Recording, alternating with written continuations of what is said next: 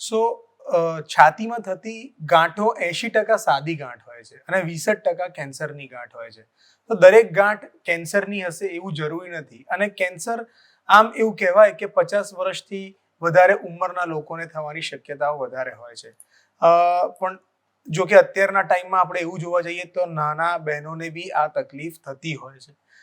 સો જ્યારે બી આપણને આવી ગાંઠ જેવું કંઈ બી લાગે ત્યારે એક ચેકઅપ ચોક્કસથી કરાવવું જોઈએ. મેમોગ્રાફી કરાવી લેવી. રાઈટ. મેમોગ્રાફી તો દરેક ઉંમરે મેમોગ્રાફી ના થાય, કારણ કે ઉંમર સાથે બ્રેસ્ટની જે બેઝિકલી ડેન્સિટી હોય છે એ ચેન્જ થતી હોય છે. સો મેમોગ્રાફી એટલી સેન્સિટિવ નથી.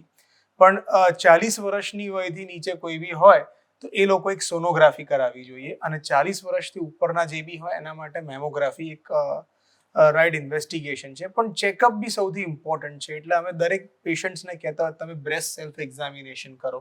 નાતા વખતે કે કોઈ બી વખતે તમને એવો કંઈ બી ચેન્જ નોટિસ થતો હોય તો તેને ડેફિનેટલી પકડવું જોઈએ. અને ક્યાં તો ગાયનેક ક્યાં તો બ્રેસ્ટ સર્જન જોડે તમારે ડેફિનેટલી એનું ચેકઅપ કરાવવું જોઈએ. ઓકે.